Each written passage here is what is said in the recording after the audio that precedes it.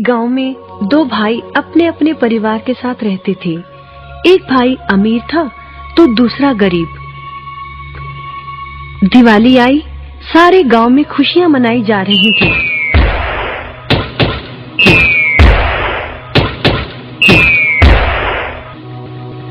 परंतु छोटे भाई के पास तो खाने लायक भी कुछ नहीं था। वह बड़े भाई के पास मदद मांगने गया। बड़े भाई ने दुत्कार कर बैरंग वापस भेज दिया।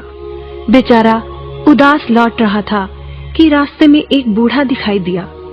बूढ़े के पास लकड़ियों का एक बड़ा सा गट्ठर था। बूढ़े ने उससे पूछा, क्या बात है बेटे, बहुत उदास हो? दिवाली पर तो खुश होना चाहिए। काहे की दिवाली ताऊ, मेरे भाई ने भी मेरी मदद नहीं की। मेरा परिवार भूखों मर रहा है और मैं कुछ नहीं कर पा रहा। यदि तुम मेरी मदद करो, इन लकड़ियों के गट्ठर को मेरे घर पहुंचा दो, तो मैं तुम्हें जो दूंगा उससे तुम अमीर हो जाओगे। छोटा बूढ़े के पीछे चलता हुआ लकड़ियों के गट्ठर को उसके घर छोड़ आया। बूढ़े ने छोटे को एक मालपुआ दिया और बोला, जंगल में जाना, एक जगह अजीब तरह के 3 पेड़ तुम्हें दिखेंगे, जिसके पास एक चट्टान होगी। ध्यान से देखोगे तो चट्टान के कोने में तुम्हें एक गुफा का एक मुंह दिखेगा। गुफा में चले जाना, वहां 3 बौने रहते हैं।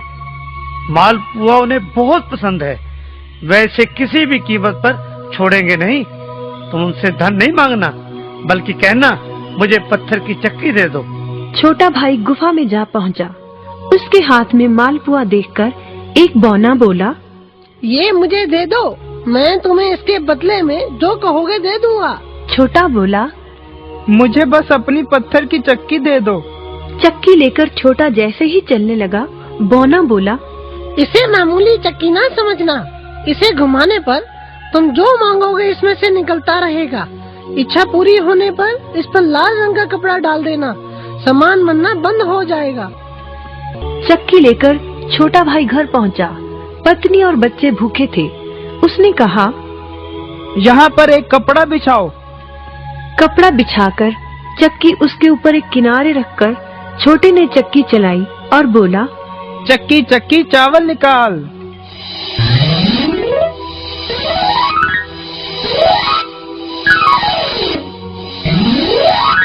बस चावलों का ढेर लगना शुरू हो गया। लाल कपड़े से चक्की को ढककर छोटे ने फिर कपड़ा हटाया और दोबारा चक्की चलाकर बोला, चक्की चक्की दाल निकाल।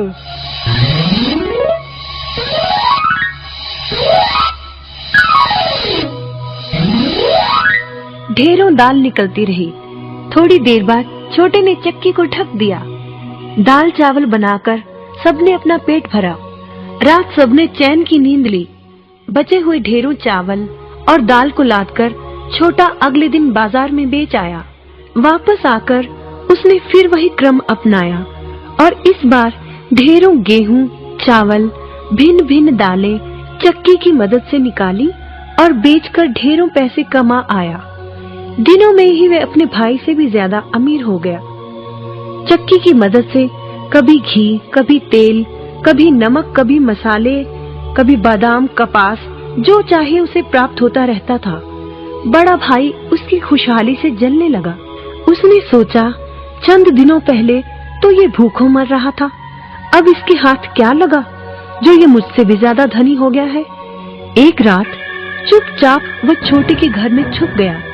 सारा भेद उसके आगे खुल गया। अगले दिन जब छोटा बाजार सामान बेचने गया था, तो बड़ा भाई छोटे के घर पहुंचा और उसके घर से चक्की चुरा कर ले आया और अपने परिवार को लेकर दूर कहीं टापू में जाकर बसने के इरादे से घर से चल पड़ा। समुद्र किनारे पहुंचकर उसने एक नाव खरीदी। सभी उसमें बैठ गए और नाव में बैठकर टापू की ओर चल दिए। उसकी पत्नी हैरान थी कि एक बेकार सी चक्की लेकर उसका पति सारा घर बाहर छोड़कर हम सबको लेकर कहाँ जा रहा है। बड़े भाई ने पत्नी की जिज्ञासा शांत करने के लिए चक्की को घुमाया और बोला, चक्की चक्की नमक निकाल।